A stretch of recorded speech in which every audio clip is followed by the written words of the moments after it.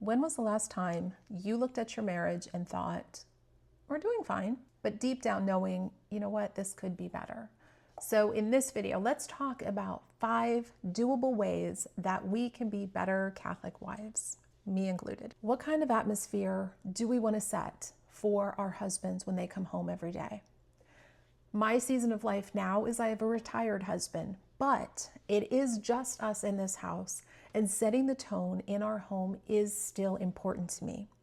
It is a little bit more relaxed now that we don't have children here, and I feel like when he was working in law enforcement, our life was obviously different. We had young children, he was working, and I was there every day to send him off, literally walked the man to the door, got his uniform ready every single day, and was there when he got home after work, making sure to drop everything when he got home. Now, let me just say, this was not anything he ever asked me to do, but it was something away from me to show him how much I appreciated him.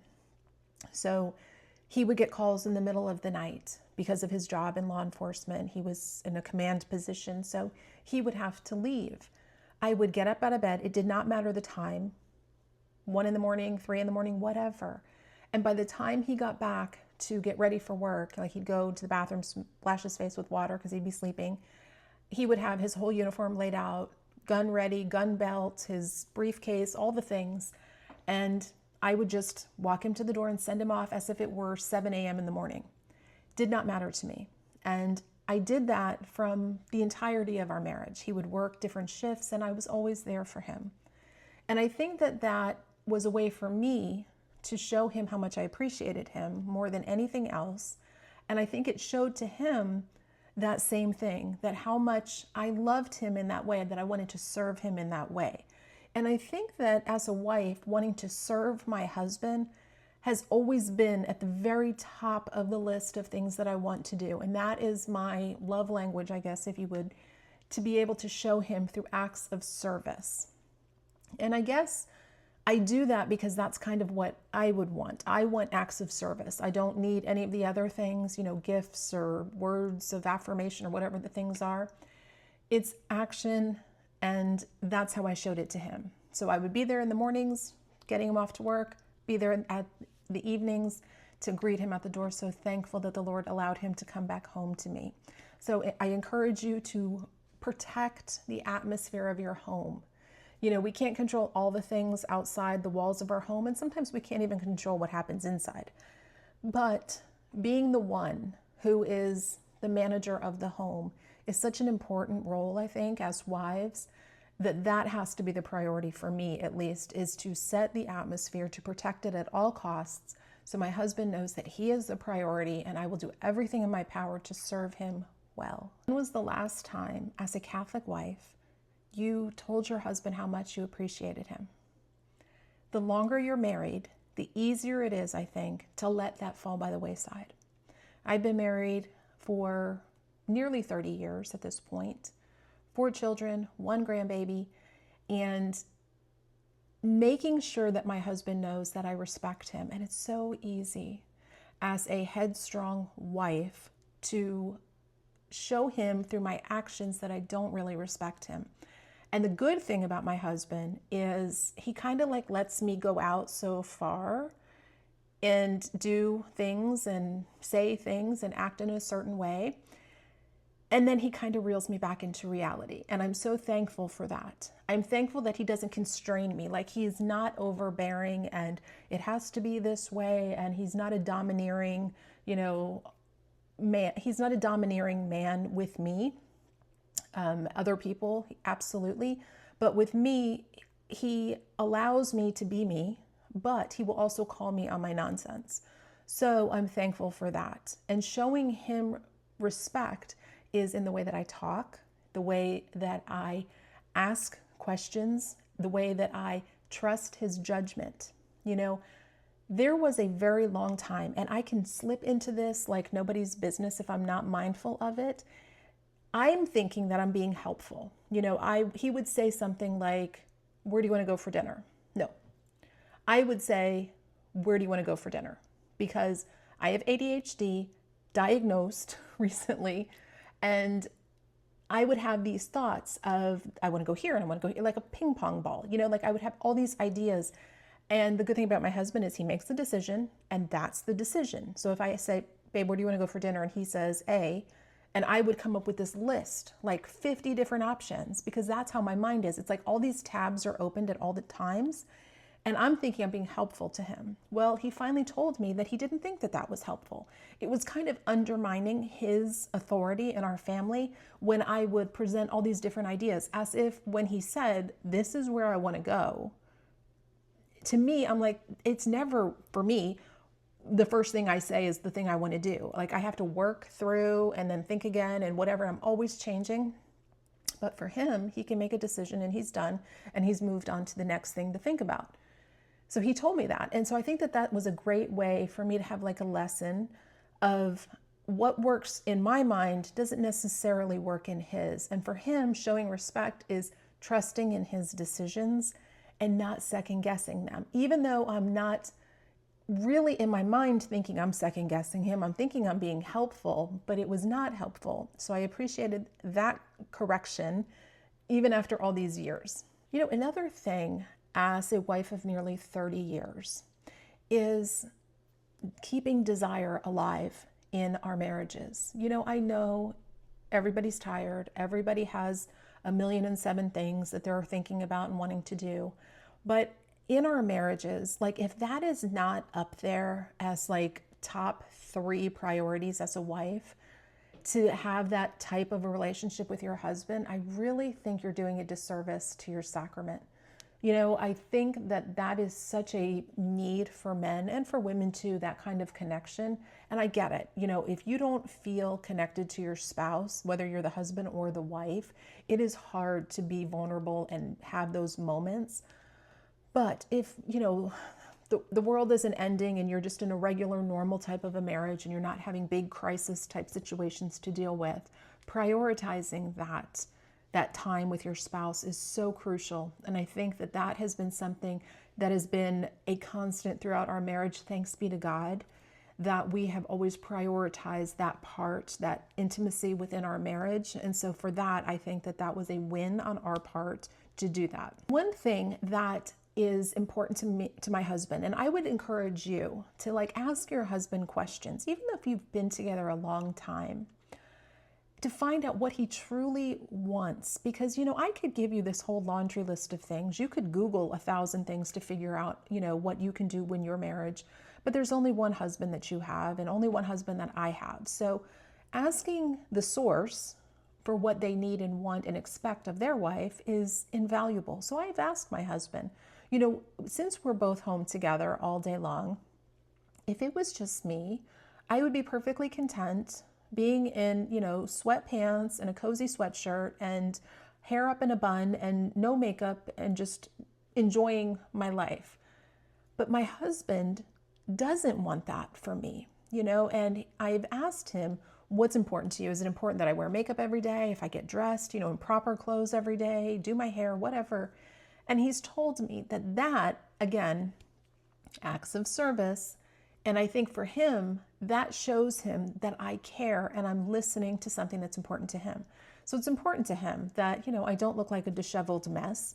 Because, when you think about it, one thing that helps me is to put different people in the scenario. So I think of the person that can't stand me the most in the world. If they were to walk in my home, what effort would I put forth for this person who doesn't like me? I probably don't like them, but I would put on a show, right? I'd fix my face and put on clothes and want my house to be perfect. Well, shouldn't I do all of that for the man that I love the most in the entire world that I would do for my enemy? That definitely helps me keep things in perspective. Whenever I want to feel, lazy and sloppy and whatever, I remember that that is a big deal to him. And it's such a small little thing that I can do for him to show him how much I do love him, even after all these years where you can kind of just get into a rut and you can kind of feel like, what, we've been in this for so long and effort kind of goes out the window. And I would encourage you, Whether you're married for 5 minutes or you're married 50 years, still show up for your spouse. Put in the effort.